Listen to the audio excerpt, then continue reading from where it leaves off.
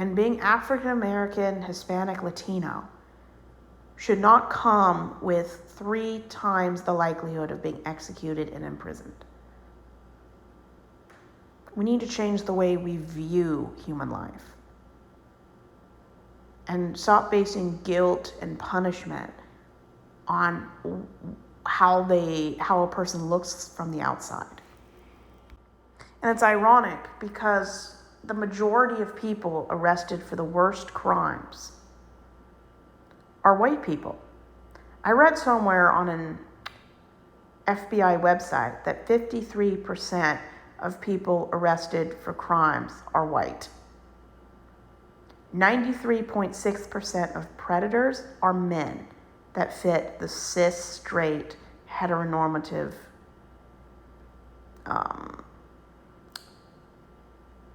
orientation. You're more likely to be attacked by a white supremacist than you are anybody else. And white people, they're the most likely to commit a crime. Second is African American. Third is Hispanic. And that's based on arrest records. That doesn't mean everyone arrested is guilty. But you see with how Trump treats immigrants even now. If somebody isn't white, he treats every illegal immigrant as a criminal. It is not a crime to be in America undocumented unless you've been previously deported. As long as you have never been deported from America, it is not illegal or against the law to be here without documentation. It is an immigration policy. It is a violation of immigration policy, but you can't be sent to prison for being here the first time illegally. So when Trump says these people commit crimes, it's not a crime to be here the first time without being a citizen. That doesn't mean you won't be arrested. You'll probably be deported, but you won't spend time in prison. And I've read a statistic somewhere, I think it was in the LA newspaper. 1 out of 6 undocumented people in this country are criminals.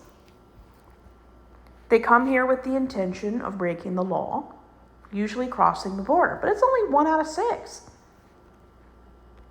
That's about 16.6% of undocumented people commit a crime. It's very low.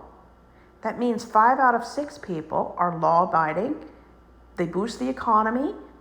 They behave like regular citizens, and they don't do anything wrong. Trump makes it sound like it's 98% of immigrants are breaking the law. It's not.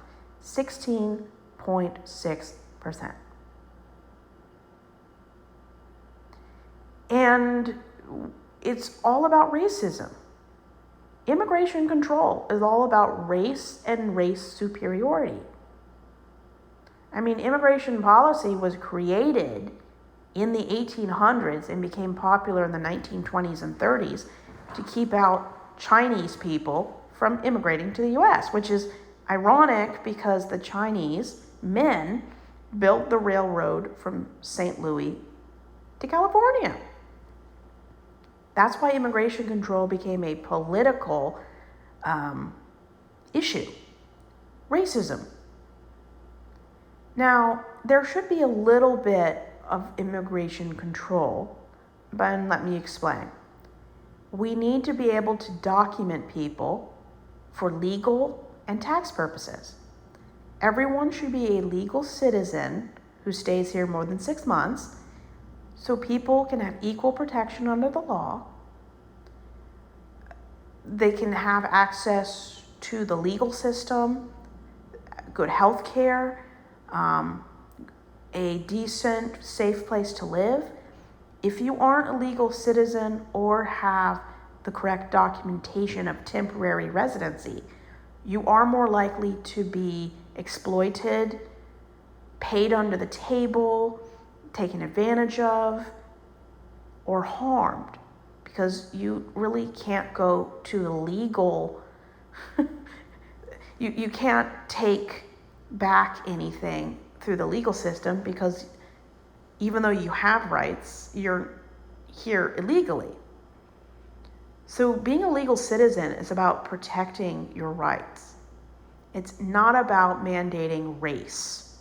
It's about you have the most protection and best quality of life if you are a legal citizen. If you're not, you can be in a very precarious situation. We need to control immigration control only so people can get good documentation, equal protection under the law, equal employment, and so that they can have protection. It should not be based on race, gender, religion. Who cares? As long as you're not on a list somewhere for having terrorist ties, who cares what your skin looks like? As long as you bring good things to the table, boost the economy, and aren't a drain on the system, live and let live. Some of the most friendly people I've met in Los Angeles are Hispanic people and Asian people. That's not to say the other groups aren't friendly, but I have noticed very friendly, like consistently overly friendly people are Hispanic and Asian people in LA. And I've met people from every country, every continent, and everybody is very similar but different, and that's good.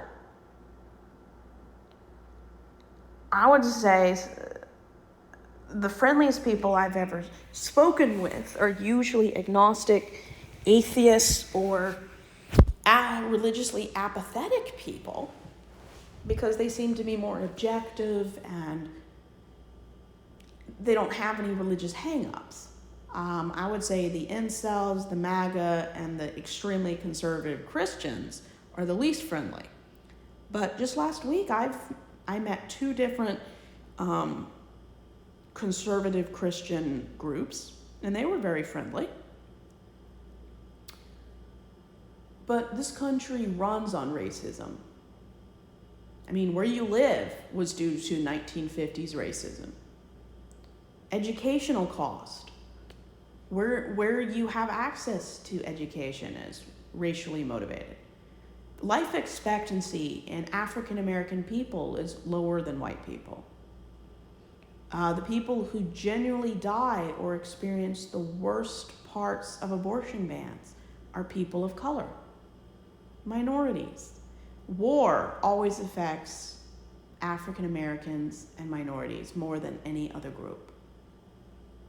Poverty, any group that's known for having consistent high levels of poverty will be affected the most. Abortion bans, yes, they do affect white people, but nowhere near minorities. A lot of people who die from not having access or the ability for abortion health care are usually people who are minorities. It's always about racism.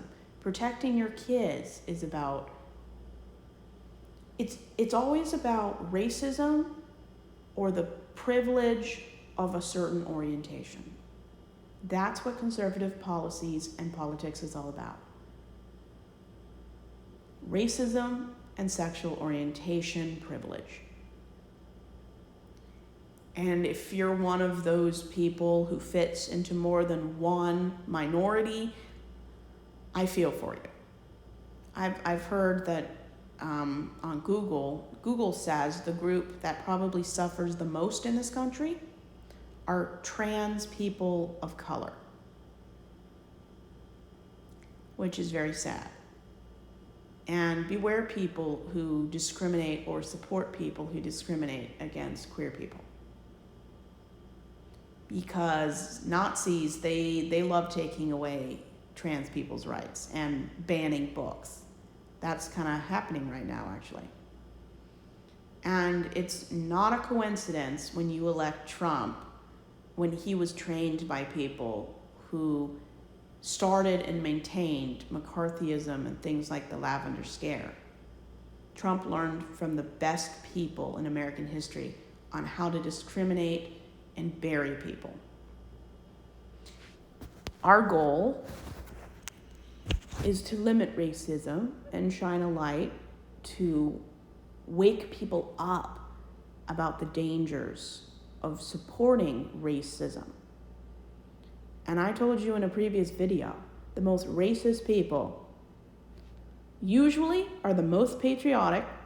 They cloak themselves in family values, heterosexual, traditional marriage, and the nuclear family.